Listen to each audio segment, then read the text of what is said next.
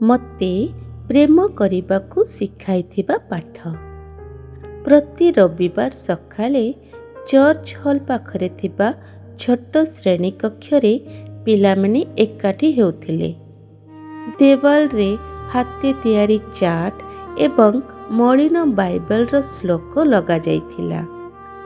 ଅଧିକାଂଶ ଛାତ୍ରଛାତ୍ରୀଙ୍କ ପାଇଁ ସଣ୍ଡେ ସ୍କୁଲ ଏକ ନିୟମିତ କାମ, କିନ୍ତୁ ଡାନିଏଲ ପାଇଁ ଏହା ନୀରବରେ ଯିବା ଏବଂ ନିଜ ଚିନ୍ତାକୁ ନିଜ ମଧ୍ୟରେ ରଖିବାର ଜାଗା ଥିଲା। ଡାନିଏଲ ଶେଷ ଧାଡ଼ିରେ ବସୁଥିଲେ। ସେ କଠିନ ପିଲା ଭାବେ ଚିହ୍ନିତ, ସହଜରେ ଝଗଡ଼ା କରୁଥିବା, କଠୋର ଭାବରେ କଥା କହୁଥିବା, ଅନ୍ୟମାନଙ୍କଠାରୁ ଦୂରରେ ରହୁଥିବା। କିନ୍ତୁ କେହି ଜାଣିନଥିଲେ ଡାନିଏଲ ମନରେ ଭାର ନେଇ ଚାଲୁଥିଲା। ଘରେ ପ୍ରେମ ଦୁର୍ବଳ, କଥାଗୁଡ଼ିକ ତୀକ୍ଷ୍ଣ ଏବଂ ଭରସା ବାରମ୍ବାର ଭାଙ୍ଗୁଥିଲା। ସେହି ରବିବାର ଶିକ୍ଷକ ମିସେସ୍ ଥୋମାସ ବୋର୍ଡରେ ଗୋଟିଏ ପଦ ଲେଖିଲେ, ମୁଁ ତୁମକୁ ଏକ ନୂଆ ଆଜ୍ଞା ଦେଉଛି।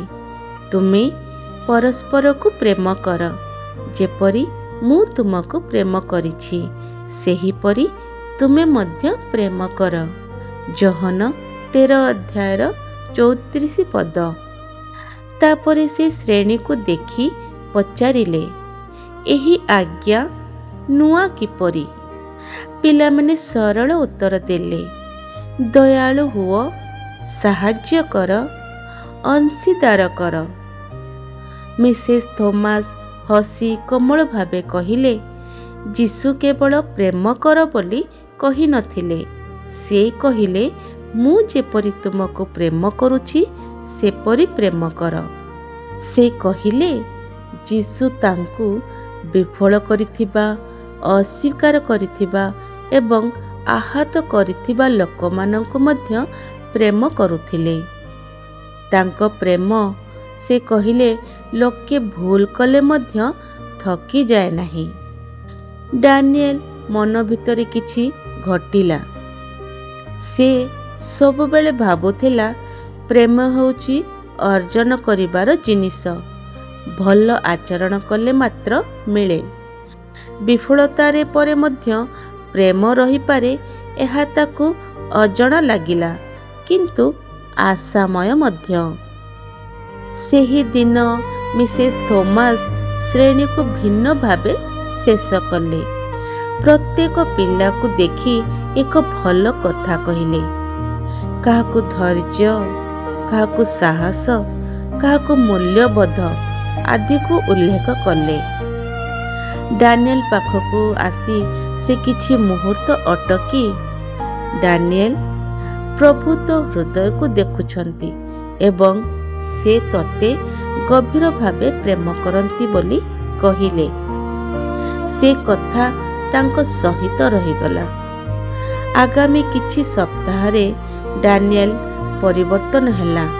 ତୁରନ୍ତ ନୁହେଁ, କିନ୍ତୁ ନୀରବରେ। ସେ ଅନ୍ୟମାନଙ୍କୁ ଦୂରେ ଠେଲିଦେବା ଛାଡ଼ିଦେଲା। ଭୁଲ ହେଲେ କ୍ଷମା ଚାହିଁଲା। ଘରେ ରୋଷ ବଢ଼ିଲେ ସେ ସେହି ପଦକୁ ସ୍ମରଣ କରି ଧୈର୍ଯ୍ୟ ବାଛିଲା। ବର୍ଷ ପରେ ଡାନିଏଲ ଆଉ ଗୋଟିଏ ପିଲାମାନଙ୍କ ଦଳ ସାମ୍ନାରେ ଠିଆ ହେଲା, ନିଜ ବାଇବେଲ ହାତରେ ଧରି।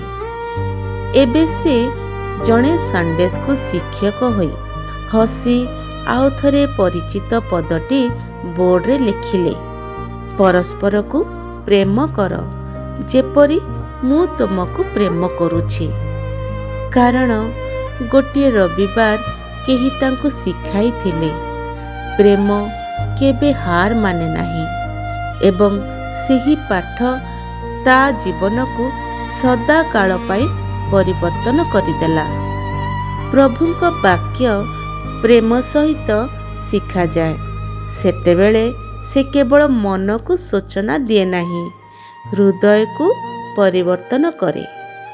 ତୁମେମାନେ ପରସ୍ପରକୁ ପ୍ରେମ କର, ଏହି ନୂତନ ଆଜ୍ଞା ମୁଁ ତୁମମାନଙ୍କୁ ଦେଉଅଛି। ମୁଁ ଯେପରି ତୁମମାନଙ୍କୁ ପ୍ରେମ କରିଅଛି, ତୁମେମାନେ ମଧ୍ୟ ସେହିପରି ପରସ୍ପରକୁ ପ୍ରେମ କର। ଯୋହନ 13 ଅଧ୍ୟାୟ 34 ପଦ।